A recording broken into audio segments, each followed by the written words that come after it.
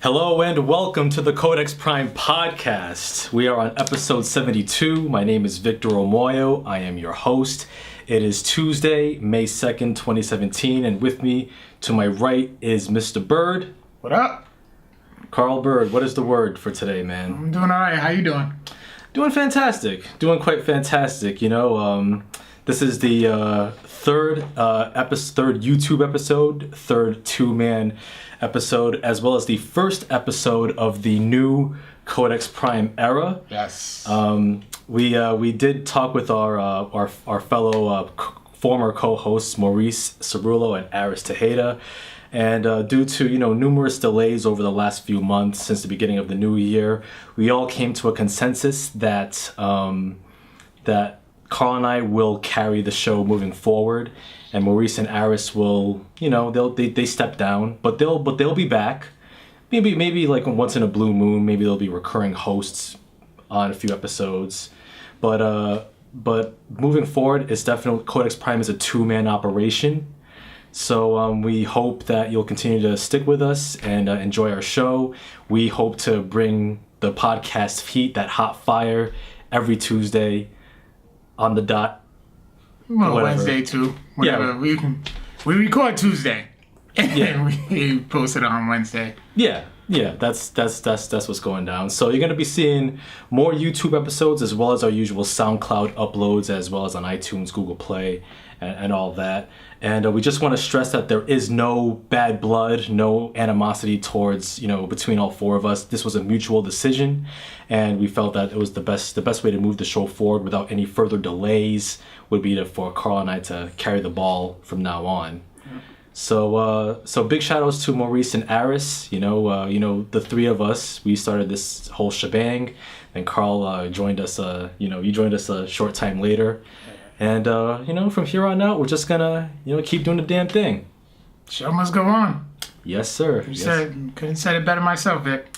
Yes, indeed. Yes, indeed. So, with all that preamble out of the way, we got a few things to get into. Our main topic tonight is WWE Payback, the Raw pay-per-view from this past Sunday. Yeah. Yeah, plenty of... Let's hold on. Okay. Yeah, plenty of shade to be thrown on that event. But first, Carl, what have you been up to, man? What's the word? Other than work like usual, one thing I will say, I've been on the video game tip. I've been on Grand Theft Auto 5 a lot lately. Right. I mean, a lot. To the point where I was one day, I was just playing, and I said to myself, all right, I almost got to go to work soon. Let me get one more mission done. Just one more quick mission, and then next thing you know, I'm like, oh shit, I'm late for work. So, the game, the fun factor is literally through the roof. Same old typical Grand Theft Auto Rockstar Games graphics, but nobody's really into those games for the graphics. It's the fun factor that keeps it going, and it's gonna keep me playing all the other Grand Theft Autos that to come. So I've been busy with that, and also one thing I have to shout out Maurice. On last week, he actually asked me if I was a documentary guy, and I'm like, no, I don't think so. No, but then I really had to, over the course of the week, I thought about it. One of my favorite shows to watch is Unsung. I used to really enjoy watching the True Hollywood Stories. I used to love catching episodes of Biography and the things I've been catching up lately. So yeah, pretty much yes, I am a documentary guy. Nice. So I've actually caught one which is a Spotify exclusive podcast, you can kind of say. It's called Mogul, with the life and death of Chris Lighty. So for those who don't know, Chris Lighty was he's a pioneer mogul in hip hop culture. He was the head of, he used to work for Def Jam for many years. He was very instrumental in the careers of Fat Joe, 50 Cent, Missy, LL Cool J, Q-Tip and a Tribe Called Quest, the Jungle Brothers, many other artists. He was actually in charge. I'm not sure if you probably remember the Violator albums that came out. Yeah. Vibrate was a lead single on one of them. Yep. Q-Tip. Yes, Q-Tip's Vibrate Thing. Yep. And so he was very instrumental in their careers, and you know, and putting out those putting out those albums. And unfortunately, I want to say 2005, he actually committed suicide. So this podcast documentary basically just tells his story. He was pretty much, I mean, he was pretty well known, but yet he was still like an unsung hero in hip hop. And it was one thing. Also, he was actually in Def Jam Fight for New York. A lot of people, I remember when we was playing the game, a lot of people would ask me, "Who's Baby Chris? Who's Baby Chris?" Baby Chris was Chris Lighty. Oh wow, I did not know that. Yes. And I think he passed away in 2012, if I'm not mistaken. Not 2005. Possibly. Yeah. That's what it was. I completely forgot. I remember looking up the year, and I just completely forgot about it. But forgot exactly which year. But yeah, it was 2012. Yeah, and they say anybody who was at that funeral. And very, very unfortunate, because Lord knows what he could have become.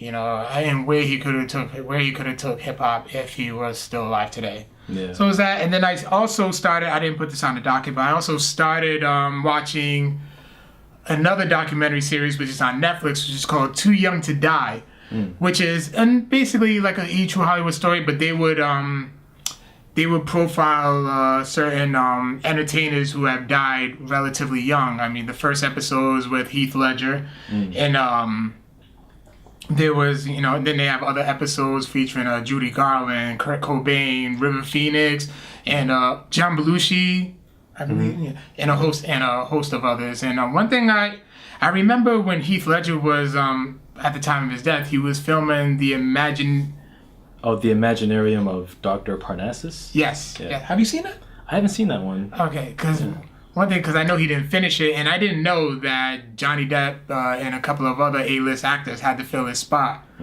just to complete the movie. Yeah. So I'm looking forward to getting into more of that series. And other than that, the subject at hand, which is WWE Payback, but we'll get into that later on. Other than that, that's pretty much it. Oh, all right. That's what's up. What the hell you been up to? Been watching movies as usual. As per usual, been on my movie grind. I caught a few new releases this past week. One film that I didn't put on the docket was this film by WWE Studios called Sleight. How is that? You know, Sleight. It's real quick. It's a movie with an interesting premise, but it felt a little lackluster in the end. I had a feeling about that. WWE Productions just ain't. Okay, I've only seen one, and it was a bad one. Oh, which one was that? The Marine, the first one. Oh, John Cena. Oh God, all I can remember is just explosions, them walking, and every 15 minutes, John Cena's, "I'm a Marine, I'm a Marine." Like, okay, we get it. Oh, did he no-sell explosions and bullets? I don't even remember. Oh wow. But yeah, I saw Sleight, and the movie, like, it had an interesting premise about this young kid who's like a street magician who's trying to come up, escape the drug game. Like he has to work for this ruthless drug dealer, and the plot's a little cliche. And Dooley Hill plays the. What was that? Dooley Hill plays the drug dealer. Yeah. Dooley Hill, he plays a drug dealer, and like. It has an interesting premise in that the kid, he has this electromagnetic battery, like embedded in his arm, and he uses it to manipulate metal and other objects for his like street magician act. Oh, what the hell! I thought he had powers. That's the thing. I thought he had powers, but then watching the movie, they could have taken all of that whole element out because they don't do much with it. And it could have simply been a simple story about an ordinary kid trying to get out the drug game, and it would have made no difference. Like, the powers really had no little consequence to the film. And were there any wrestlers in it? There were no wrestlers in it. I'm surprised. They usually, like, WWE films usually try to sneak one in. I know. I was on the lookout, but apparently they had nobody. Like, I saw one person. I thought, was that Braun Strowman? Nah. But then the guy was way too small. And he looked like Fat Joe. So yeah, there were no wrestlers to be found in it. And I won't spoil it, but the ending was dumb as hell. Like I sat there. I'm like, what is going on? Really? The end credits? This is the shit that you give us? Did you see it in the theater? I saw it in theaters. And thankfully I saw it like in the afternoon, so I didn't pay full price. You can get you a Fire Stick. I'm not getting no fight. Look, listen, I am not streaming movies. Listen, I'm gonna say this right now. Streaming movies is wrong. I freaking love these Reds. Keep going. It's piracy. People. I just love the stupid ass justifications that people have for streaming movies. They're like, the quality is great. Bullshit. Pay for art. Listen, support the artists that take their time to out of their day and sacrifice their time and effort to put out those movies that you like so much. Unless it's a shitty filmmaker like Adam Sandler or Tyler Perry, yeah, bootleg the fuck out of their movies. But if it's a great artist or a really interesting film or artist on the come up, support their films. Don't stream stuff online because online the quality is booty anyway. You want to go to the theater, the best possible visual quality, the best possible sound quality, all of that. All right. Streaming movies is for suckers, and that's the bottom line. And you can say that Victor Omoayo said so. Anyway. So if you had a Fire Stick, would you have rather watch Sleight on a Fire Stick? I would have red boxed it. All right. I would have red boxed it. But okay. But anyway. Yeah, but just trying to get you to say. I'm just trying to help you save some money. Listen, the way movies are right now. I mean, like whether it's we can rent movies off Amazon, Redbox, even Netflix, wherever. It's so affordable and so cheap. People have no excuse to bootleg, no excuse to stream movies online illegally. And most of those sites online that you stream movies from, full of malware and spyware, and ransomware in some cases. So if your computer gets shut down because of one of those viruses, you deserve it. You totally deserve it. And I will sit there and laugh in your face. All right. Anyway, yeah. So yeah. Sleight unfortunately lives up to its title. So it's a Redbox movie or a Netflix film that you see online. If you have nothing better to do, that's a movie you can pop on in the background. But I wouldn't recommend going and seeing it. But there are two movies that I do recommend watching. Okay. One is a movie that I saw this past Sunday, and it's a really unique film. It's gotten a lot of strong buzz, and it's called Colossal. Really? And it's an independent movie, which is also a monster flick / sci-fi, and it stars Anne Hathaway and Jason Sudeikis. And I like Jason Sudeikis. Yeah. That's Ted Lasso. Mm-hmm. And Colossal is a film written and directed by Nacho Vigalondo, who's a Spanish horror director. What's his name? Nacho Vigalondo. Okay. Yeah. And the film stars Anne Hathaway as this woman named Gloria, who's this unemployed alcoholic writer, and she's extremely irresponsible. She makes every single excuse as to why, she's just a shitty girlfriend and a shitty person all around. She pisses off her boyfriend so much because of her irresponsible ways that her boyfriend kicks her out of their New York City apartment. And so she's forced to move back to her small town, which is unidentified in the film. And then she reunites with her childhood friend named Oscar, played by Jason Sudeikis, who gives her a job as a waitress at his bar that he owns, which is the best job you can give to an alcoholic. And then... Oh my God, I really just thought about that. But then things take a really weird turn when a giant monster appears and wreaks havoc in the city of Seoul, South Korea. And eventually Gloria realizes that the monster appears, it manifests every time that she walks through this local playground in her small town at exactly 8:05 a.m. In this space, in this playground, the monster also appears in Seoul, and the monster takes on her exact mannerisms. So when she scratches her head, the monster also scratches its head. But when she falls down, the monster also falls down. And you can do the math there. So when the monster falls down, then it lands on buildings and hundreds of people die. And even more surprising is that her friend Oscar is in the exact same situation, as every time he walks through that same playground, a giant robot appears in Seoul, South Korea. And every time he moves around, the robot moves exactly just like he does, and also causes destruction as well. So if Jason Sudeikis, if he swings his arm, then then the robot might accidentally swat a building and kill more people. So it's extremely weird. I'm trying to catch a visual, and all it's really doing is making my head hurt, because it's hard to picture that. Yeah. Unless I see it. Yeah, it's a really strange movie, and like the monster, like the Gloria's monster, it could be seen as like a visual metaphor for her alcoholism and how destructive like her actions are. Like even though it's self-destructive behavior, like her actions also affect those around her, like like how she pushes people away and all that. But also it kind of could be seen as like Gloria and Oscar, like the reason why the monsters are there and the whole explanation is kind of hokey.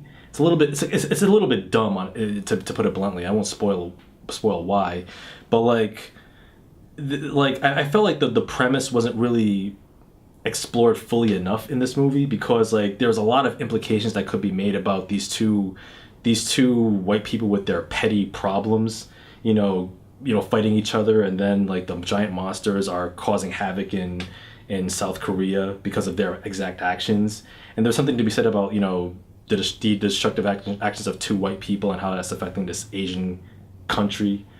There's something that could be said about that, but I'll leave like more like academic minds to kind of delve into that unexplored racial theme. Also, there are other supporting characters, like there are two friends, like played by Tim Blake Nelson and Austin Stowell. They're kind of underdeveloped. They're two dudes that aren't too happy with Oscar's actions. And Joel and Austin Stowell's character Joel, he kind of has a thing with Gloria, and that's not explored fully enough. So you don't see like their relationship, really develop as much as you expect in a film. But also, I will say that Anne Hathaway was really fantastic as the main character, as like she plays this really unlikable idiot who's just somebody just look at her and be like, "Girl, get your life." And like it kind of reminded me of her character in this film Rachel Getting Married, where she also plays a self-destructive attention whore, for lack of a better word. She's not an actual whore, but the expression attention whore. And then Sudeikis, like how Sudeikis plays like kind of like a nice everyman in all his movies. Yeah. Kind of for the most part. Yeah. In this movie, like he plays a straight up creep. Like he's mad uncomfortable to watch in the movie. Have you seen what Ted Lasso looks like? His character for the oh man, he was a football coach, and he plays a football coach, and he goes to get to become coach of the Tottenham Hotspurs, which is a soccer team in England. Mm-hmm. And he literally thinks he's still playing American football. And he's like a little country bumpkin, but still kind of an idiot. It's actually hilarious. Oh wow! But the way he looks, with that mustache and stuff, he looks kind of creepy. Yeah. So I can definitely see him like playing that type of creep. Yeah, and like he's like. But the video is hilarious though. Oh, nice. Yeah. So yeah, like in this movie, like he's definitely very uncomfortable to watch. Like, oh damn. Like the type of person that you don't want to be in the same room as, though, because the way he acts, especially towards Gloria. And it's definitely an off the wall film. It's a film that it's split down the middle. You either like this movie or you straight up hate it. For the most part, like for me, there's a lot that I like about it, but I do feel like it's been rather overpraised by some critics. Like I don't think it's a brilliant movie, but I do respect its uniqueness. And I think it's worth seeing because it's definitely different than any other film that you'll see this year so far. So Colossal is something that I would recommend, at least for, if not in the theater, then at least it's definitely worth a rental. It's a film that people should watch and judge for themselves, and I'd like to hear what their opinions are. But I personally enjoyed the film. I thought it was all right. I give it like maybe a 7 out of 10, but I don't think it's like this masterpiece as some critics say it is. Redbox, so you say? I say Redbox or Netflix. I mean, I'll say it's like Redbox is kind of at the bottom. I'd say it's a Netflix worthy. Okay. Yeah, Netflix worthy. And also the third film that I saw, which I'll give, this is a real quick recommendation. This is a fantastic film. It's in limited release for our Rhode Island watchers. It's available it's currently playing at the Avon Cinemas as well as the Showcase Cinemas in Warwick, Quaker Lane, and it's a film called The Lost City of Zed, which stars Charlie Hunnam.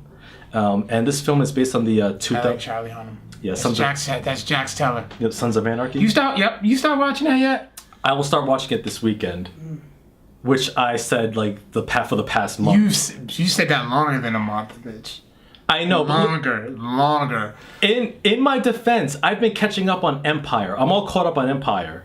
Like so I will talk about that once the third season wraps up. I'll talk about that show a bit more because I do have lots to say about it. But the Lost City of Zed. What else to say? Cookie sexy. Of course she's sexy. And that's all you need to know. Listen, and Nia Long was, oh my god, last week's episode.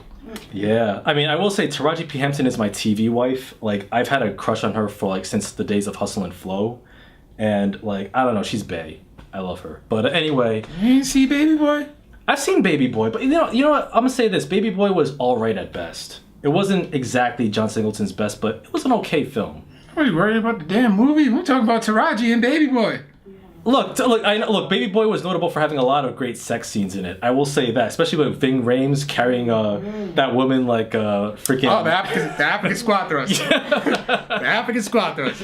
Yeah. So. By the way, we have our friend Jen over here. She's listening. She's listening in. So if you ever see us laughing or looking over to the right, that's us. Just say hi real quick. Hi. Hi, there we go. Yeah. So Jen's off camera. She's just watching us. So shouts to our friend Jen, friend of the show. She fed us well. Yes. By the way. Yeah. Great cook. Awesome burritos. You say you're. Oh, okay. Challenge accepted. You're throwing a challenge down the gauntlet. Okay. I'm joking.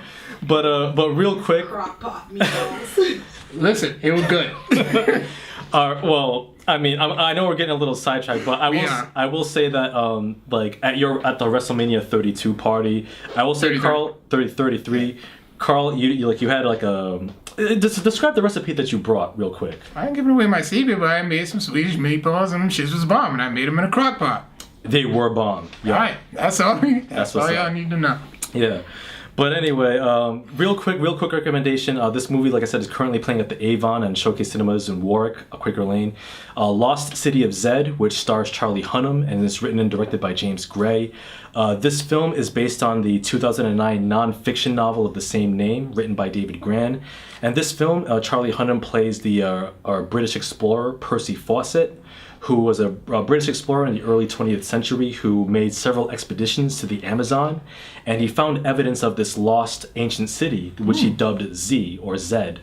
And throughout the film, you see his various expeditions and his obsessive quest to uncover more and more evidence to prove to his colleagues that this civilization existed. And it's really interesting because Charlie Hunnam gives a great performance in the film. He's a good actor. Oh yeah, he is. Good actor. I love seeing Sons of Anarchy get work afterwards. Oh yeah, absolutely. Like he plays like this distinguished Englishman who's like has great leadership presence, and throughout the film, like he's kind of like trying to prove himself like as somebody who's worthy of being taken seriously, and you see like all of his expeditions in the jungle in Bolivia, which is just fascinating to watch. And the film is just beautifully shot. It was the cinematographer was Darius Kanji, who shot some films like Seven, Fight Club, and Prometheus, among others.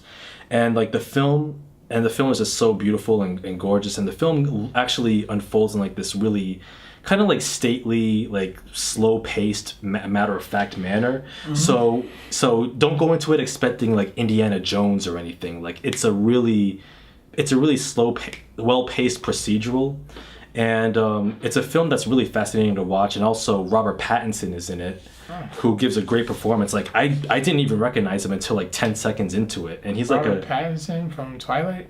Yeah, like Robert Pattinson. Don't judge me for knowing that, by the way. Yeah, I mean, don't let Twilight fool you. He's done plenty of really interesting work. Like he's a very good actor. I don't know from anything else but Twilight. Yeah, but I do recommend watching this movie for his performance in it too. Oh, okay. And like the film is kind of unfolds as like one of those like 1970s new Hollywood type films, and it kind of has that same look and tone. It's like a film that could have been made from that era and it was just released today. And James Gray, like his movies are kind of unfolding with that same vibe. Name a couple other movies that James Gray directed. He did The Immigrant with Marion Cotillard. He also did We Own the Night with Mark Wahlberg and Joaquin Phoenix. which is kind of like a crime. I remember it, but I'd never seen it. Like, I remember the commercials and stuff. Yeah, he did that. He also did The Yards with Mark Wahlberg, which I heard was good. I haven't seen that one before. Oh. Yeah, and he also did Two Lovers with Joaquin Phoenix and Gwyneth Paltrow. Oh, okay. But yeah, it's a film that's like, it's pretty fascinating. It's a film that kind of reminds me of like Werner Herzog's film like Aguirre, The Wrath of God, and Fitzcarraldo, about obsessive Europeans going into the jungle trying to prove themselves worthy of something. And even though it's based on historical fact and it's based on a figure, I won't spoil the ending for those who don't know Percy Fawcett's story. But The Lost City of Zed, it's a fascinating, mature film, which I highly recommend. Gorgeous cinematography, awesome performances, an interesting story, told in a really matter-of-fact way. And Charlie Hunnam, man, I would love to see him in more films, and I can definitely picture him as the next James Bond. Like, this film kind of gave me that. I could, because, he definitely has that presence. I could see him as the next James Bond. Him or Michael Fassbender. I'll say Fassbender over James Bond, of Charlie Hunnam. Yeah, but I wouldn't mind either or. But definitely, Lost City of Zed, check it out, man. You plan on seeing the King Arthur movie that he's in? Nah. I heard that movie. It's so funny because like Lost City of Zed got near universal praise, but his King Arthur movie got near universal like negative reactions. Really? Yeah, like that's disappointing. Yeah, I heard that the King Arthur movie wasn't too good, so I might just rent it off Redbox to judge for myself, but I'm not going to see it in theaters. Okay. Yeah. So yeah, that's pretty much it, what I've been up to. All right. Let me just get on to the news and items of interest. I'll start with Unbreakable, sequel by M. Night Shyamalan. It's coming in 2019. Yep. So in a series of tweets on Wednesday, April 26, Shyamalan confirmed that he is working on a sequel to his 2000 film Unbreakable, which will be titled Glass. Now, Glass is a follow-up to both Unbreakable and Split, which will star Bruce Willis, Samuel L. Jackson, James McAvoy, and Anya Taylor, and Glass Will Shatter premiere in January 18, 2019. Yeah, what do you? I had never seen either one of those, but I there's these videos I watch on YouTube called Honest Trailers. By the way, I gotta show you one. They just did one at La La Land. Oh, I bet. And they kind of spoiled it for me, saying that Split is a prequel to Unbreakable. I don't think it's a prequel. I think it's a sequel. It's actually a sequel to sequel Unbreakable. Right. And I'm actually pretty excited because like Unbreakable is a great film. I think it's in my view it's M. Night Shyamalan's best movie. And Split was very good. Like the ending when it ultimately revealed that it takes place in the Unbreakable universe, I was like, yo. Because Shyamalan's been talking about wanting to do an Unbreakable sequel for years, and then Split is kind of like a quasi sequel to that. So I'm really interested in seeing like how they're going to continue it with all those characters from both films. M. Night Shyamalan has a bit of a demented mind, so why not? Yeah, like I'm glad that Shyamalan is starting to make good movies again, because like he had a string of shitty ones like after Unbreakable and Sixth Sense. Signs. Like Signs was good up until the ending when you realize that the twist completely ruins the movie. I mean, I haven't seen that one either, so like, I haven't sweating it. You haven't seen the twist? You haven't seen Signs? No. I don't think. Should I spoil it? Okay, go ahead. All right. So if you haven't seen Signs for some reason, well, the movie came out in 2002, so spoilers, whatever. Apparently, the aliens invade Earth, right? Yes, sir.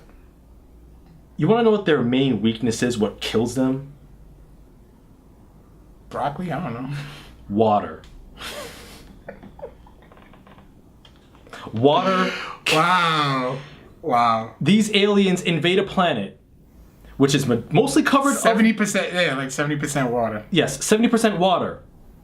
I don't know how they managed to survive, like breathing in our planet, but like literally, you pour water on them and it burns like acid, and that's how they die. And oh my god, that's a twist that destroyed the whole movie, and that kind of started the whole Shyamalan decline, where he made crappy movies like The Village, then The Happening, Lady in the Water, The Last Airbender, which was his absolute worst. But then he came back with The Visit, though. The Visit was very good, which we reviewed on the podcast. So, have you seen The Visit? Once I noticed that, like how horrible The Last Airbender looked, I just decided I'm not gonna give M. Night Shyamalan the time of day. Yeah, like have you seen the Avatar Last Airbender show? Mm-mm. Oh man, Carl, you The show? Yeah. I catch it here or there, but I wasn't necessarily a hardcore fan of it. Oh man, the whole series is great, man. You gotta watch the whole thing, dude. You're missing out on all these nerd stuff. I miss a lot. I miss out on a lot, but I'm catching up on. Give me some time. All right. Carl catches up on shit. Yeah, man, that should be a new segment of the show. Whatever, Jen. I didn't hear what she said. I said, unlike Victor, it takes him 5 years to catch up on something. Yeah. It doesn't take me 5 years to catch up on something, all right? Sons of Anarchy.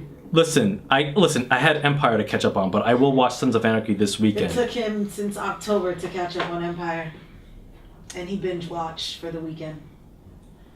Listen, man, when you was on season 2. Listen, man, when you have papers to grade, Carl, you don't have a lot of time to sit down and marathon shows. Yes, the hell you do. You just do it while you watch the damn show. Nah, son. I need full concentration, man. I can't be grading papers and watch a show at the same time. Can't multitask? There's no such thing as multitasking, actually. No such thing. You can. No, multitasking... You know what multitasking really is, though? Enlighten me. It's basically like you're doing multiple things at once, but like you're concentrating on them one at a time, like short bursts. It gives you the illusion of doing stuff at the same time, but you're really not. Okay, let me have my illusion then. Damn. I'm trying to. Anyway, listen. I'm trying to bring you from the brink of darkness and shit. But Aries, see you watching. I'm trying to piss him off just as much as you used to. Yeah, whatever, man. But yeah, Unbreakable, Glass. I can't wait for that movie. Next headline here. David Fincher is closing in to direct a sequel to World War Z. Paramount Pictures and Skydance Productions are moving forward with a sequel to the 2013 action horror zombie thriller film, with David Fincher almost certain to direct this film, and Brad Pitt will return to star in it. Production is likely to start early next year. And this will be David Fincher and Brad Pitt's fourth collaboration. They previously did Seven, Fight Club, and The Curious Case of Benjamin Button. I never had interest in watching World War Z. Mm-hmm. Just because of the simple fact that I never liked the fast-paced moving zombies. Oh, really? I just never was a fan of it. They just never seemed really... They didn't seem real. They didn't seem dead to me. That's why I prefer Walking Dead zombies over World War Z zombies, just because of the simple fact. It just seems more real, like they're dead. They don't really have too much, maneuver, function to their, degrading body parts. So it's... Okay, so you're more like a traditional zombie. Yeah, when it comes to zombies, I'm pretty traditional. Okay, indeed. Like, I haven't seen the first one, but I heard that the book was really good. So. I didn't know that was a book. Yeah, it started off as a book. I heard that the book was better than the movie. Like, the movie took a different approach. That happens a lot of times. I mean, you can't... Sometimes, remember, books go into full detail, so when they want to adapt them into movies, you kind of have to cram stuff into a 2 to 3 hour... Yeah. 2 to 3 hours, so... Oh, yeah. It's usually expected. I'd probably say the only time I would say that a movie was better than the book was I Am Number 4, because the book just seemed to just drag out a little too much. Okay, indeed. Next headline here, a sad one, unfortunately. Rest in peace to director Jonathan Demme. He was the Oscar-winning director of the 1991 film Silence of the Lambs. He passed away last Wednesday, April 26th, from cancer at the age of 73. Demme, he directed such notable films as Philadelphia, Something Wild, Beloved with Danny Glover and Oprah Winfrey, Married to the Mob, the Manchurian Candidate remake with Denzel Washington, Rachel Getting Married, and the 2015 comedy drama Ricky and the Flash starring Meryl Streep. Demme's final project was the concert film Justin Timberlake and the Tennessee Kids, which premiered on Netflix last October. So, Jonathan Demme, great filmmaker. Rest in peace, brother. Silence of the Lambs is a classic, man. It is. Have you seen it? It's like a long time ago. Yeah, I love that film. Buffalo Bill, fucking nutcase. It rubs the lotion on the skin, or else it gets the hose again. And he goes like, put the fucking lotion in the basket. God, that movie's great. So next up, Masters of the Universe is getting a reboot. Sony will release the reboot of the 1987 cult classic Flop on December 18, 2019. David S. Goyer will be writing the screenplay. No word on who will be directing. The reboot was previously in and out of development in recent years, with McG originally at the helm. Have you seen the original film? No, but I watched the cartoon religiously as a kid. Yeah, that was one of my favorites. And I love the what's going on video online. So my question is, who could play He-Man? Damn. That's a good question. I'm trying to figure out who could play He-Man. Like, I'm just throwing a name out there. Charlie Hunnam, maybe Chris Hemsworth. I think Chris Hemsworth would be an obvious choice. Yeah, it is. That's why. That's the only ones I can think of. Maybe Liam Hemsworth. But then again, He's too small. He can kind of beef up a little, or maybe they'll put CG on him. No, don't do that. Zac Efron. I mean, He's too short. But he does have the physique. Yeah, but he's still smaller though. He-Man was jacked. He was big jacked. Oh, Triple H, shit. You know what? Throw some hair on him. I would see a Triple H He-Man film produced by WWE Studios just to see how much of a train wreck that would be. That would be awful. The only thing that would make it better is if they just do the what's going on. Yeah.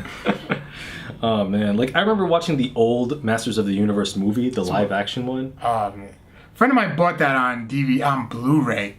Like he literally caught it for like maybe $4. Damn. And I laughed.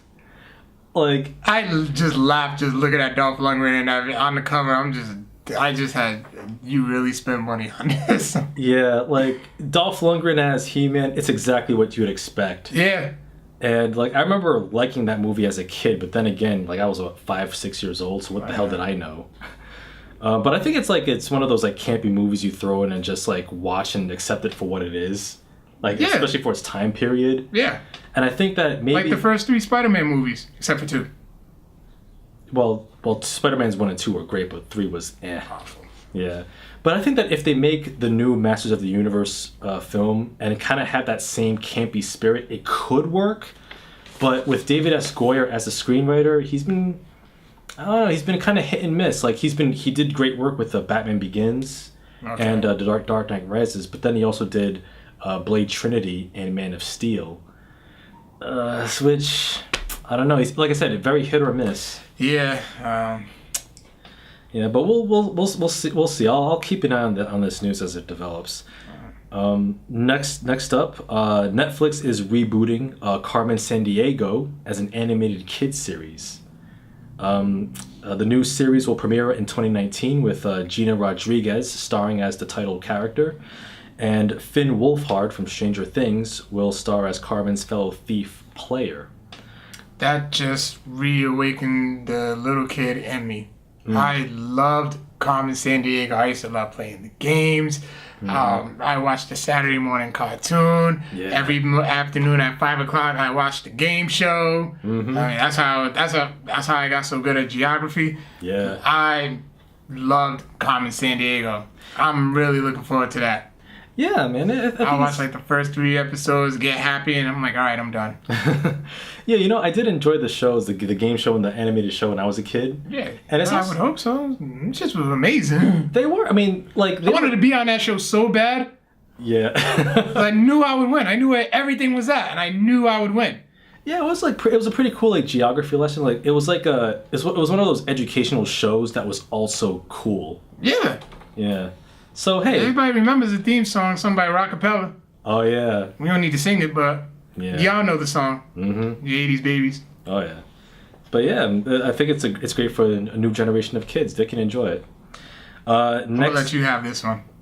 Next headline here. Oh, Jesus. The Fate of the Furious hits the $1 billion mark. Woo. Yeah. The Fate of the Furious, or or F8, get it? Because it's spelled fate. Just read the damn thing. Fate became the 30th film in history to gross $1 billion worldwide.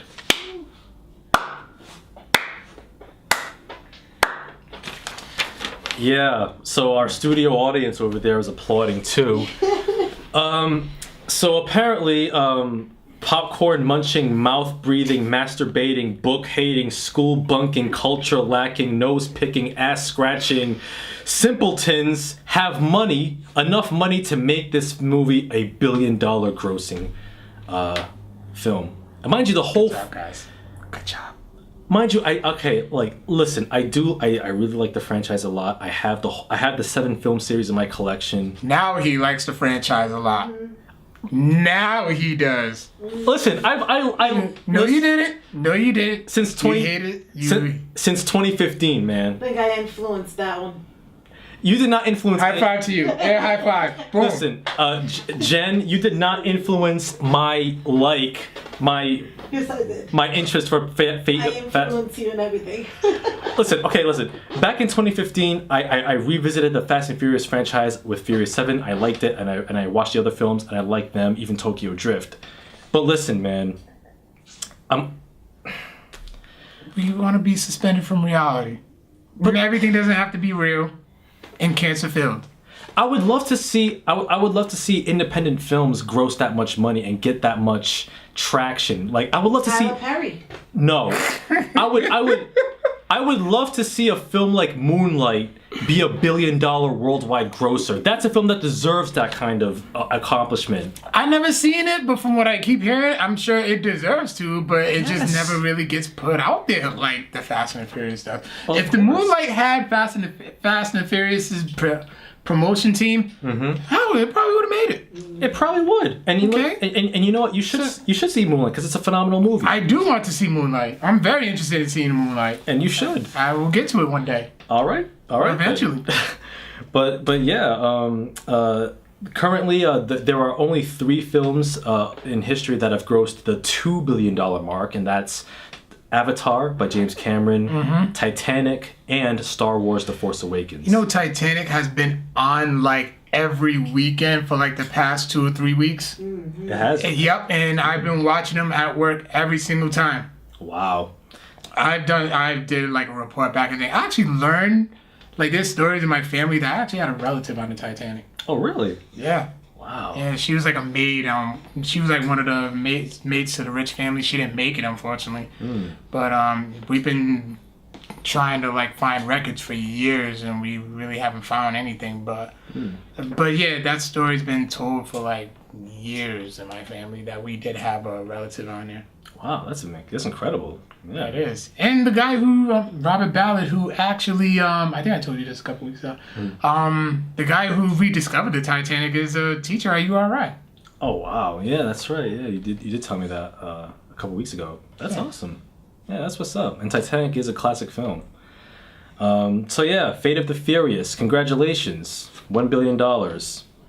So apparently, this would indicate that parts 9 and 10 will not be the final 2 films in the franchise. We're gonna see this franchise last for the next 20 years. Thanks a lot.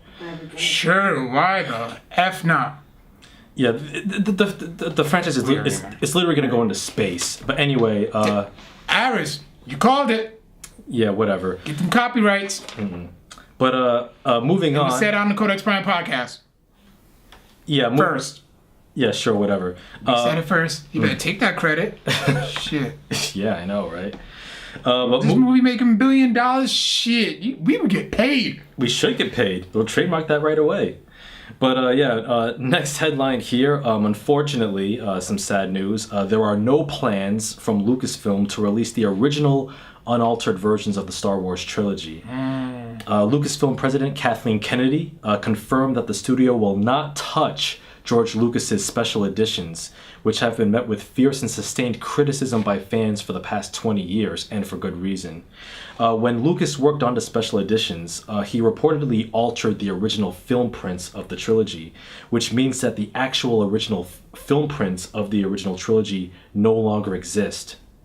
So, unfortunately, there were rumors of Disney re-releasing the original unaltered versions of the trilogy for the 40th anniversary of Star Wars, but those rumors were ultimately proven false. Don't you have the despecialized versions? Because I remember you did a Victor's Corner where you basically talked for a half hour, jonesing about how great they are and stuff. Yes, I do have. Which was a one-time, Jen, you're gonna love this.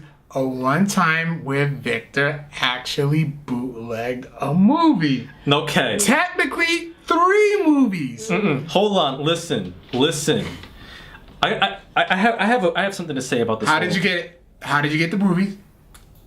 I got it from Aries, who downloaded it offline. But listen. There you go. Bootleg. But listen. Might as well bought it in a corner for $5. No, listen. All right. They were actually on sale at Comic-Con too. They were. I saw them. But I gotta say this though. I think it's an absolute injustice that the original Star Wars trilogy will never see the light of day as an official release, and that George Lucas actually meddled with the original film prints by replacing them with the altered special editions with the shitty special effects and all that, and Hayden Christensen in Return of the Jedi. I was waiting for you to get to Hayden Christensen. Boy.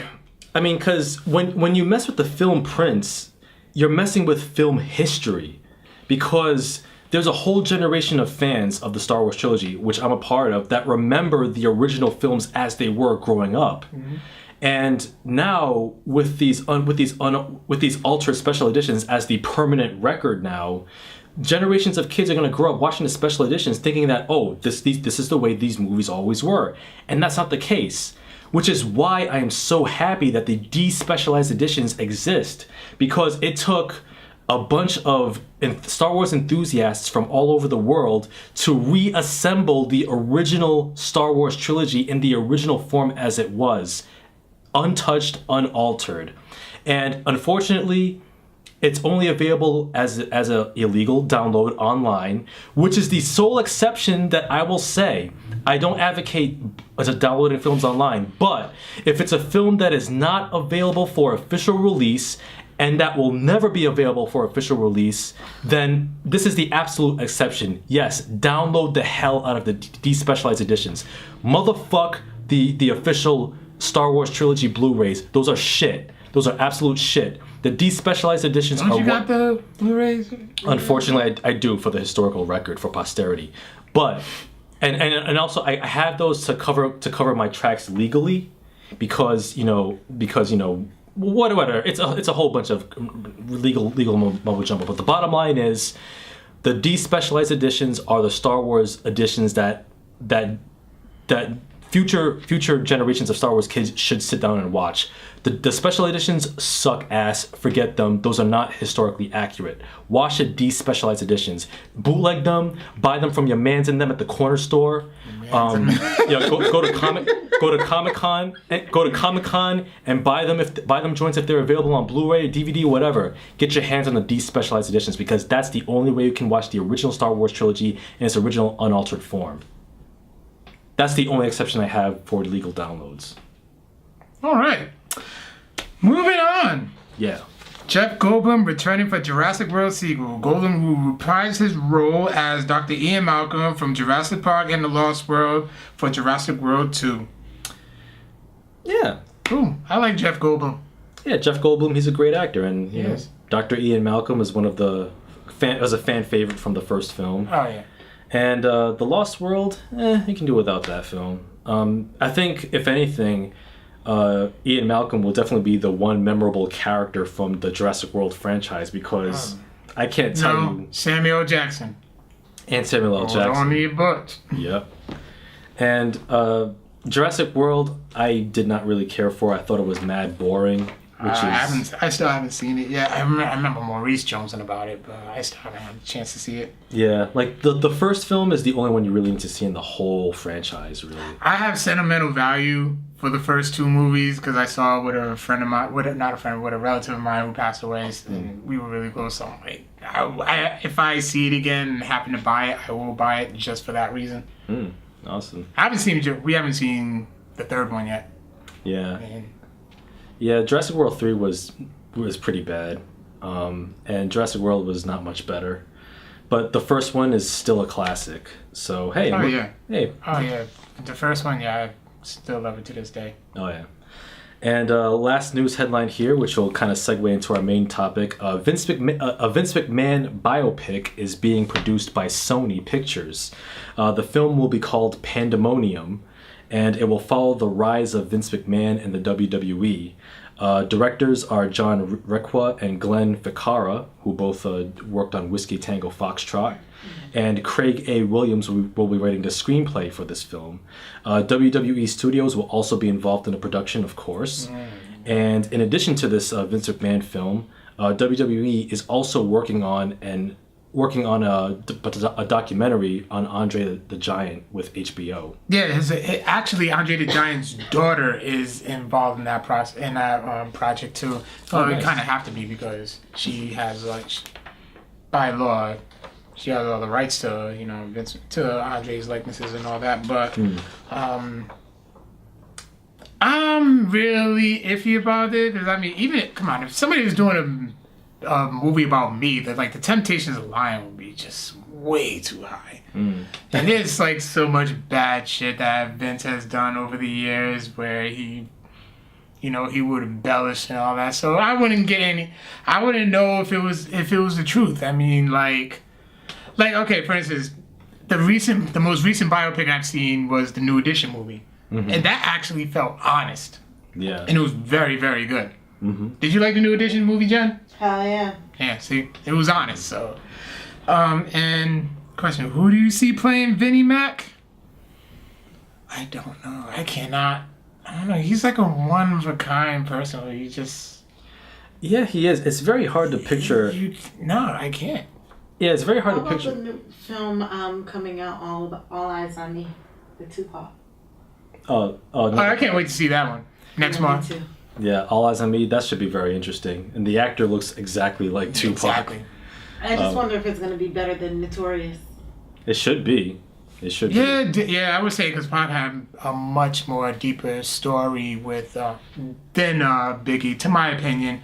With his mom being a Black Panther and all that, and then going from Baltimore, going from New York to Baltimore to California, and the different worlds, and especially the time where he was coming up, especially with I think he was in New York, L.A. during the riots and stuff. So from that perspective, I would really, really be interested in seeing that. Indeed, yeah. And as far as the Vince McMahon biopic goes, I think another title should have been "What a Maneuver." As an old school wrestler, Pandemonium's perfect. He said that a lot back in the days when he was commentating. Yeah, he did. It's Pandemonium. Yeah, I'm trying to see who would play Vince McMahon. Ultimately, I can't picture anybody. They could go with an unknown actor, but they would have to be. Yeah, it would have to be an unknown. Yeah, or if it's somebody well known, maybe Alec Baldwin. Maybe. Yeah, I guess. Or Meryl Streep as Linda. I don't know. I'm just thinking. Daniel Day-Lewis. Daniel Day-Lewis could play anything. He probably could pull off Vince McMahon. I know. But it would be a hell of a. If they can make Michael Douglas young, hell, come on now. Ben Affleck as Vince McMahon. Wow. Come on now. Or how about this, Mark Wahlberg as Vince McMahon? Yeah, no. Yeah. Okay, hey, buddy. Hey, you have no chance in hell. You're fired. That was actually really good. I'll give you that one. That was pretty good. Oh man, Marky Mark.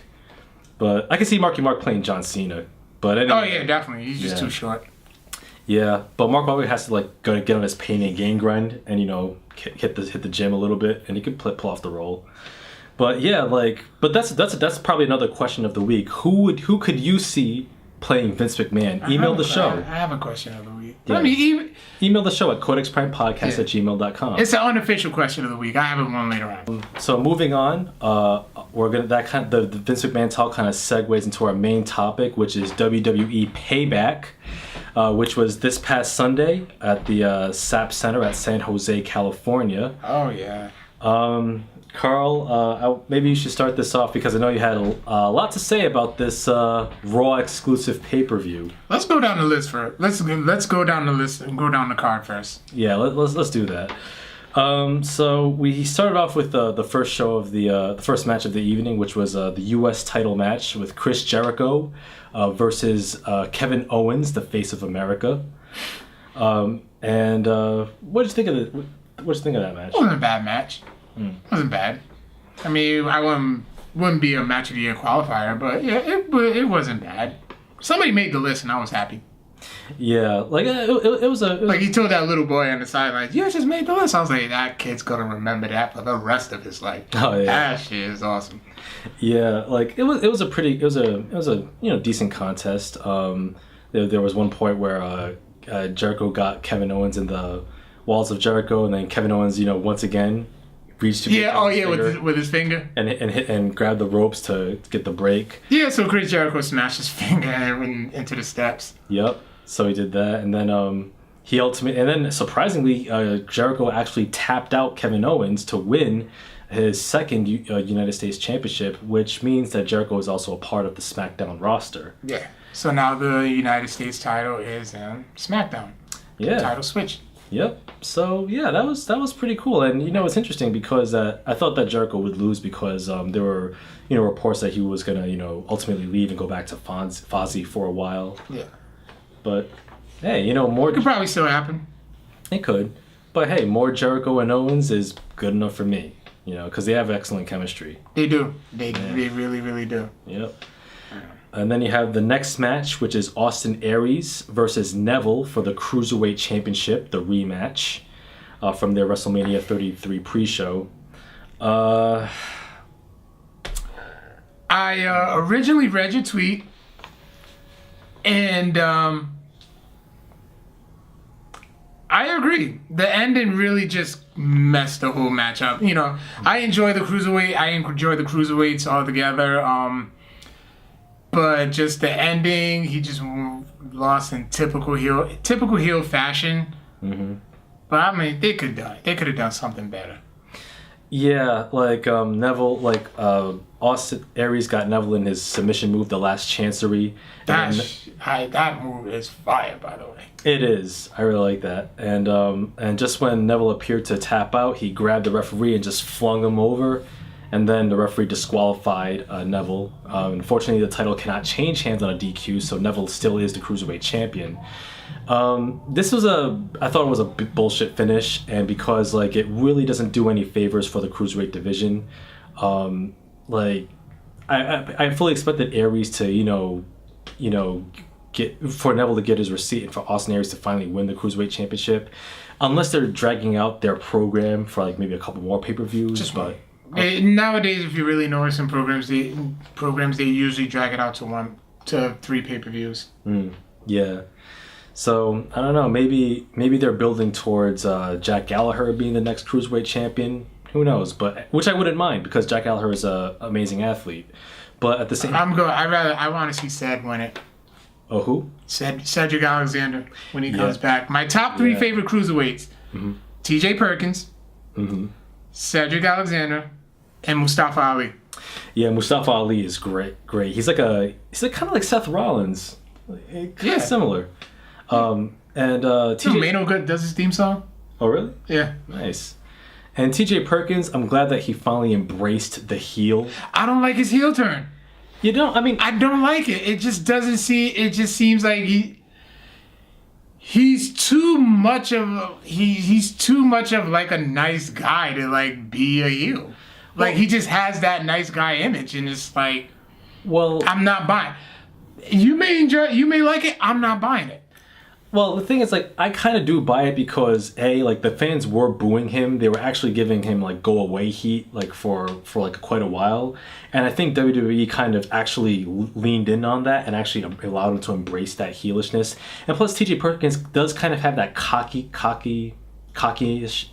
to him, and any grown man who still does the dab is an automatic heel in my book. So, let him heal it up. I mean, at least they let the crowd reaction dictate his heel turn.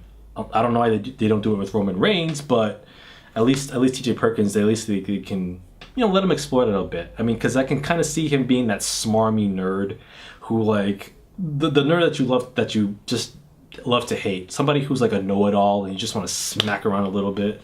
It's like, yeah, we get it. You love 8-bit games. Who cares, man? Just get out of my face. I love 8-bit games. I love 8-bit games too, but don't rub it in people's faces like, oh yeah, I'm the uber nerd and you're not. I mean, at least that's what I see in his character. So I'm looking forward to seeing where his heel turn might take him. I mean, if it gets strong crowd reactions in a positive way, even though he's a heel, I'm for it. I'm sure. I want success for the guy. But yeah, I'm a TJP fan. So. Oh, me too. I mean, he's got one of the best entrance themes. I freaking do cardio to that theme song.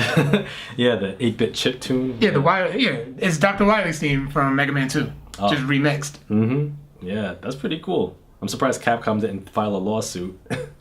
Probably paying some royalties. Well, they switch it up, so you can't say it's not it. But if you really listen to it, it sounds a lot like it. It does actually, yeah. The next one is the WWE Raw Tag Team titles with the Hardy Boys as the champions defending against Cesaro and Sheamus. Solid match. Very hard hitting too. Predictable heel turn. Yeah, I saw that come in 2 weeks ago. Yeah, it definitely was something you saw a mile away. I mean, there were some stiff hit shots in the match with Sheamus delivering a stiff penalty kick to Jeff Hardy's jaw, deleting his tooth. Delete. And Cesaro and Sheamus, they did a heel turn on the Hardys post match. Gave him the beat down after failing to win the tag team titles. So it appears that they're kind of working towards maybe Cesaro and Sheamus eventually winning, but then maybe having the Hardys kind of break up a little bit with Matt Hardy fully embracing the Broken Matt character, which is still in a legal quagmire with Anthem or TNA or Impact Wrestling rather. Yeah, I heard they have plans on bringing that in. Yeah, like you can see a bit more and more about it. Like if you see Matt Hardy's tweets. Yeah, and you can just see it because everybody, when it comes out, everybody's going delete, and he kind of gets the. Yeah, and the thing is, it's like with the Hardy Boys with the Broken Matt universe stuff. It on the surface it was so ridiculous. Some would say stupid when it first unfolded in Impact Wrestling. It was so dumb it became brilliant, but then it became genuinely brilliant because Matt Hardy took this outlandish character which shouldn't have worked and made it work. Look at the New Day. Yeah, like the New Day. I thought it was the most coonish thing in walking God's green earth, and everybody loves it. Oh, with the New Day when they first came out with the whole Black Church Choir and stuff, and I was just like, Jesus. I will admit that it was a touch. I wouldn't go so far as to say that the New Day was the whole act was coonish when they first came out. I definitely see what you're saying though. Yeah. There was some elements there which I was a little concerned. Like, I don't know. It got to a point where Steve Austin on his show said that he was concerned that Big E was shucking and jiving. Yeah, that's how it looks. I actually said that on my first appearance on the podcast, and I wanted to see. I would have rather have seen them do a new Nation of Domination, but then again, at that time, there was all the shootings that were the police brutality and all the shootings that were going on. So I figured that would be too much of a touchy subject during this PG era. So I mean, good. I guess chuck and jive away. It's working.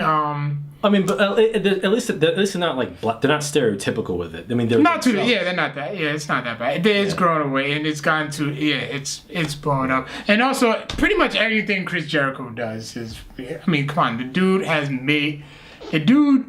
has put over a clipboard. He did. And a pen. And I love that shit. Yeah, and he also put over the catchphrases "stupid idiots" and "it." He only him could put over that. Put literally it. He puts that over. Jericho is the GOAT. There's no argument here. I mean, he is. Undoubtedly, he is one of the greatest of all time. He is. But And Jericho, he's definitely a Hall of Famer. Like he's gonna First ballot. Yeah. First ballot. Yeah. Yeah, like maybe he can go in next year with Old Man Grandpa Taker. If you don't stop bad mouthing my boy, I'm still sensitive, man. I'm still sensitive about it. Too soon? Yeah. Don't be mad. I'm gonna beat you.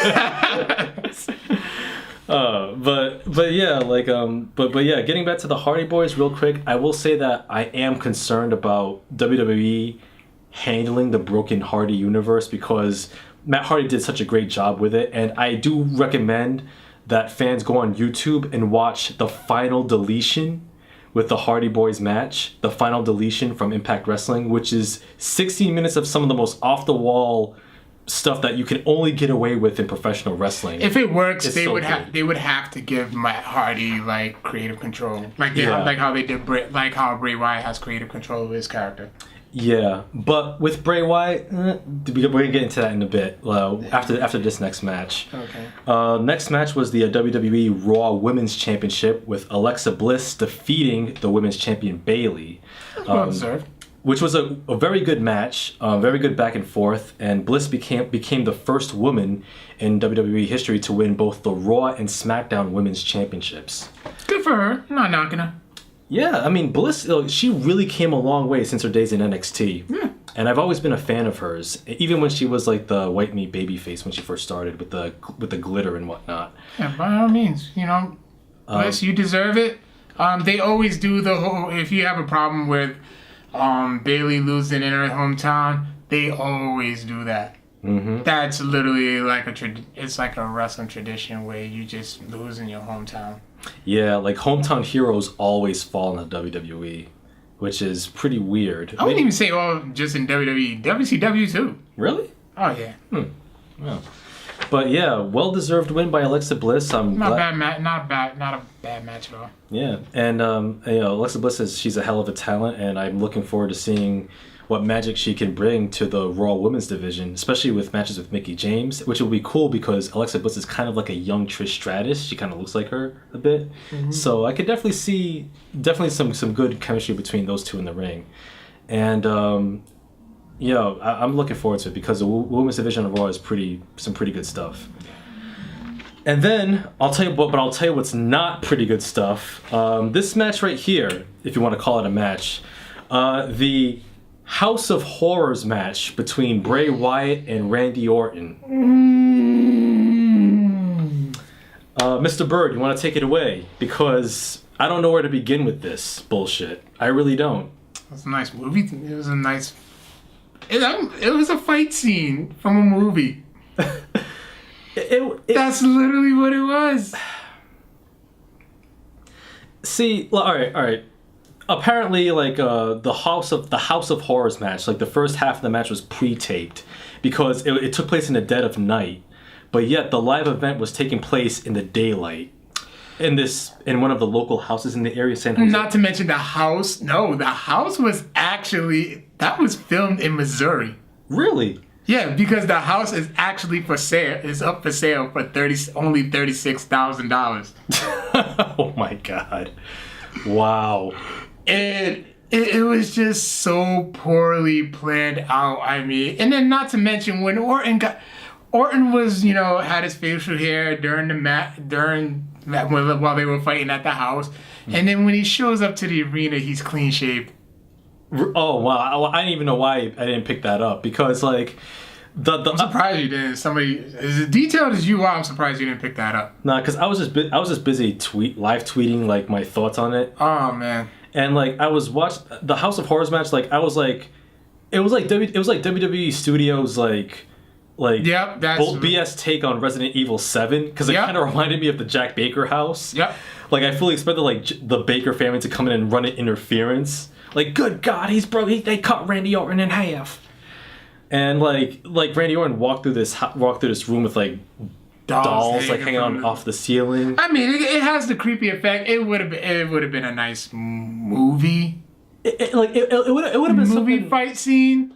Like it would have been something like a cool movie fight scene because it has some decent atmosphere. I'll give it that. Some good lighting. I'll give it that. I'm searching for positives in this match, and then like like this could definitely fit in like Lucha Underground or No, it could it's like a movie. No, because It's a movie. You've seen Lucha Underground's vignettes, right? You've seen Lucha Underground stuff, right? Not really. Like Lucha Underground, like their backstage vignettes are shot like movies. They have like the film filter and everything. So like with the outlandish characters, it's basically like a fictional TV show with wrestling as like their universe. So that's why I say that this style could fit with Lucha Underground, and this style could fit with like the Broken Hearted universe, like from Impact Wrestling. But WWE's production values, well, production or their whole writing staff and with the universe, it doesn't fit. It's a movie. It doesn't fit. And then like Randy Orton like dumped the refrigerator. Well, Bray Wyatt dumped the refrigerator on top of Randy Orton and then took a limousine to the arena. Yep, that's a nice 28-hour drive. Which is a 20-hour drive because apparently the house was in freaking Missouri. And then oh my gosh! Well, you know what was so hilarious when Bray Wyatt, when it cut to him like going into the limousine and going to the arena, it cut to Michael Cole, Booker T, and who was the third commentator? Corey Graves. There, and then like when it cut to them in the arena, you could audibly hear the audience like loudly booing the shit out of what they just saw. This match was poorly received. It was so poorly received that like I was watching like live tweet videos from people in the audience watching it live. There were chants of boring, and bullshit. Mad people went to the bathroom during this match. Yeah. It was a shit show. And then apparently because of the 28-hour drive, we had to go to our next segment, our next match, which thankfully was Seth Rollins, aka CrossFit Jesus, versus a Samoan shmoney machine, Samoa Joe, which was a very good match. It was. And Seth Rollins, the babyface, he did get the win over Samoa Joe. He had good comeuppance after getting jumped by him and re-injuring his knee briefly before WrestleMania 33. So good match, two bona fide main eventers. Can't say nothing more about that. It was good stuff. And then the House of Horrors match continued in the arena with a clean-shaven Randy Orton coming into the ring. Bray Wyatt somehow had time to do his dry ice lantern entrance on his way to the ring. Then the match ended with Jinder Mahal and the Singh brothers, formerly the Bollywood Boys, interfering. Bray Wyatt getting the win, and nobody gave a shit. They really did not. Oh man, I threw so much shade on the Codex Prime Twitter on this match. Probably was like Codex Prime Cast, but go ahead. Yep, at Codex Prime Cast. And this was definitely by far the worst segment I've seen from WWE all year. Yeah, it was hilarious. Like on many levels. It was. Like I really just watched this and I'm just like, wow. Yeah. Like, it was just poorly executed. Like, I don't even think I know no wrestling fan wants to buy that house. As cheap as it is, I don't think anybody wants to. Yeah. Just the simple fact that it's tied with such a bad match. Yeah, and I saw mad tweets about the house itself. Like, somebody tweeted, like, hold up, they're doing a match in a trap house in Oakland? I'm like, well, it kind of does look like one. Yeah. But yeah, man, definitely the worst segment I've seen from WWE all year. And I am looking forward to seeing the induction on WrestleCrap.com because they do cover the worst in wrestling. And this is definitely WrestleCrap fodder. So I'm looking forward to the article on that one. But yeah, it does no favors for either man. And Bray Wyatt, at this point, great talker, great promo, but he's a joke. And he was a transitional world champion. Yeah.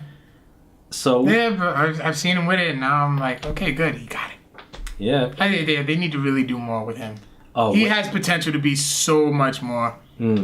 So much more. Absolutely, he's got the menace, he's got the presence, he's got the mic skills, he's got the image, the ability. And he's got the fans miraculously because like he talks a good game, but he 9 times out of 10 he loses, which is like he's a villain. Yeah, he's but a villain. Like, the good guy's got to win. Yeah, but not at the expense of the heel all the time. Like for Bray Wyatt, like it always diminishes. Each loss diminishes his stock. Yeah. And it's like at this point, it's like, dude, maybe go to NXT and win their championship. Maybe you'll do better there. I don't know. But we get to our main event of the evening, which was Braun Strowman versus Roman Reigns. And what do you think about this match? Thank you, Strowman. Thank you, Strowman. Braun Strowman, the white meat babyface, even though he's supposedly a heel, actually pinned Roman Reigns clean in the middle of the ring. He pinned John Reigns, Roman Cena, 1, 2, 3. Thank you. And and he actually gave Roman Reigns a post-match beatdown to chants of "Thank you, Strowman" from the San Jose crowd. Thank you. You really hate Roman Reigns beating The Undertaker at WrestleMania 33, huh? I do. So do a lot of fans. Roman, he has made an enemy out of me. My condolences go out to him because, he lost his brother a week or two ago, but... I will say this, though. You know what's funny, though? Like, I actually rewatched that Raw After Mania episode on Hulu, and in true WWE fashion, they edited that whole Roman Reigns segment. Like, when it came out, when the crowd... Did you hear the amount of swearing that was going on? Of course they had to. Yeah, but still, I mean, it's unedited on YouTube if you can find it. Like, not from WWE's YouTube channel, of course. But, like, it was so hilarious, because when Roman Reigns came out in the edited clip, there was chance of delete, and then it fast-forwarded to him saying, "This is my yard now," and then he walked away. I'm like, it avoided all the chants of "fuck you, Roman," "asshole," "shut the fuck up," all those chants. Yeah, they can't put that on. They can't put that on. Remember, WWE is now a family-friendly product. Like, family-friendly, even though Roman Reigns is coughing up fake blood, internal injuries, and all that.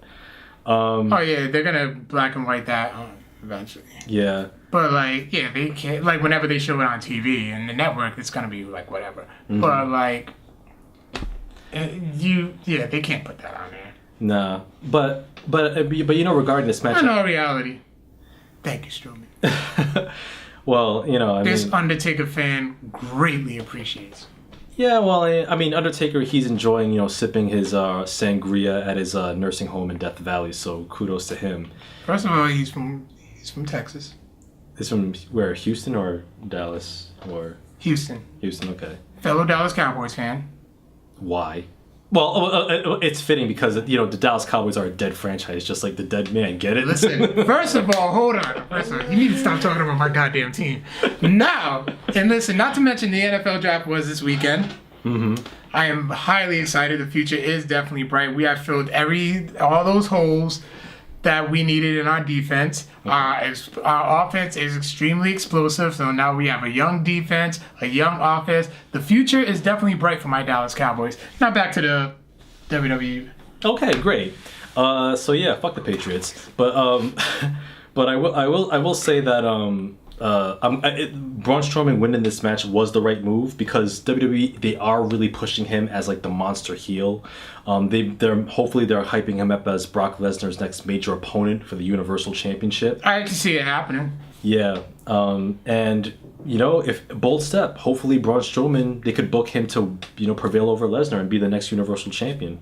I could see that happening. I could too. Yeah, because keep that momentum up, man. Because Braun Strowman, man, he's definitely a fan favorite, mostly because of Roman Reigns, because he despises him so much. Right, but thank you, Strowman. Yeah. So yeah, that was our recap of WWE Payback. Okay. Overall, just your average Raw pay-per-view. Yep. But could have the House of Horror stuff was definitely the low light of the show. But it was what it was. Definitely entertaining enough. Yeah.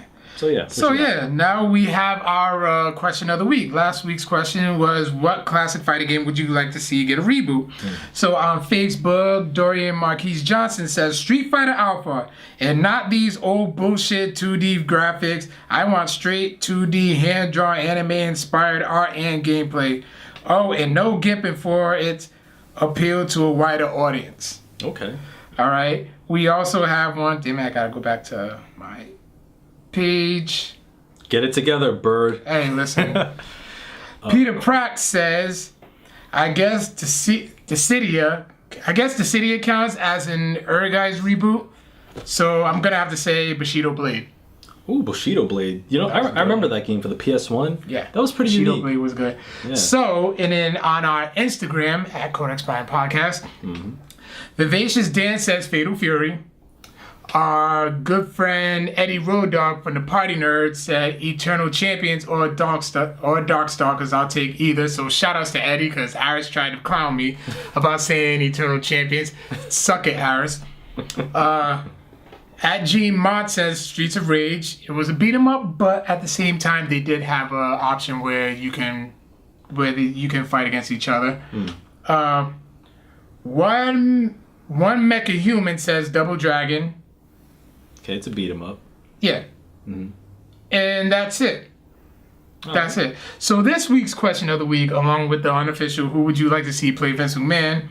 It's our question of the week this week was actually inspired by the story that I told earlier that I was late to work playing Grand Theft Auto 5, and then Victor told me that he literally spent 8 hours playing it. Yep. So, what was the longest amount of time you have spent binge gaming? Man, longest.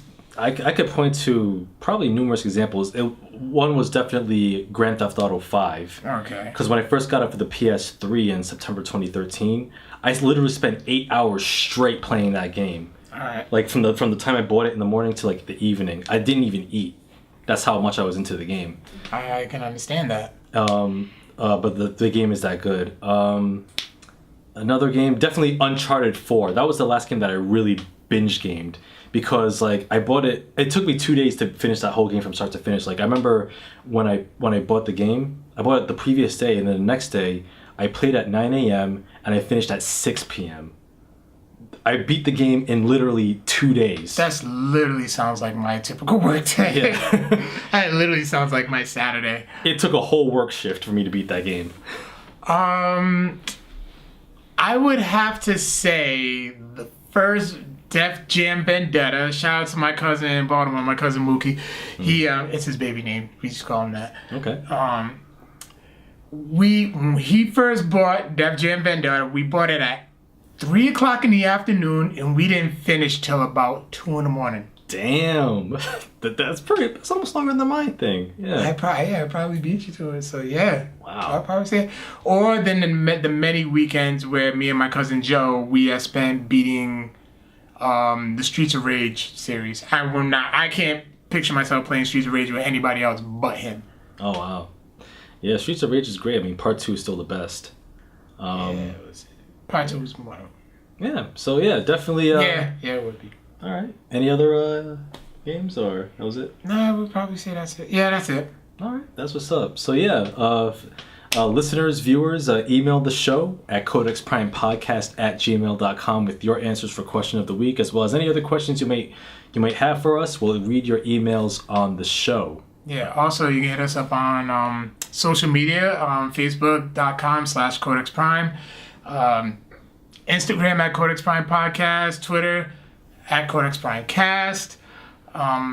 You can catch us. Probably won't be this weekend for the Codex Prime Mix Show, and I'm sorry I didn't do it this past weekend. I just got caught up with some family stuff. Yes. And this Saturday, you can actually catch us at Rococo's Collectibles on Academy Ave in Providence for their free comic book day too. So Yes, sir. make sure you come by, say what's up, chit chat for a little while. We'll be there. All right. Yeah, indeed. And you can also find our episodes on SoundCloud, Google Play, iTunes. Leave us that 5-star review, and also episodes on YouTube as well. So, missing? Is that everything? I think that's it. I think that's it. Yeah. So thank you for tuning in. This is the new era of the Codex Prime podcast. So we'll catch you next week with more of that podcast hot fire. Email the show, and we'll see you next week. We'll see you when we see you. So later, nerds. Peace.